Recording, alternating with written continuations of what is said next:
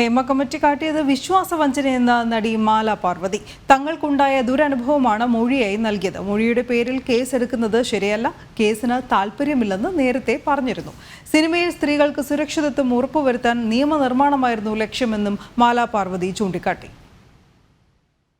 SIT നമ്മളെ വിളിച്ച് ചോദിച്ചപ്പോൾ ഞാൻ പറഞ്ഞു എനിക്കിത് കേസ് ആയിട്ട് മുന്നോട്ട് പോകാൻ താല്പര്യമില്ല. കാരണം ഇത് കേസ് കൊടുക്കാൻ വേണ്ടി കൊടുത്ത ഒരു കാര്യമല്ല, ഇത് ഒരു വൺ ഓഫ് തിങ് ആണ്. കാരണം ഇത് ഒരു പ്രൊഡക്ഷനോ പ്രൊഡ്യൂസറിൻ്റെയോ ഒക്കെ അറിവോടുകൂടി അവർ നമ്മളെ പെടുത്തിയ ഒരു കാര്യമൊക്കെയാണ് ഒരു പക്ഷേ ഞാൻ കേസിൽ മുന്നോട്ട് പോയേനെ. എൻ്റെ ജീവിതത്തിൽ സംഭവിച്ചൊരു കാര്യം ഒരു മൊമെൻ്ററി ആയിട്ട് ഒരു ആക്ടർ ചെയ്ത ഒരു തെറ്റാണ്, മനസ്സിലായോ?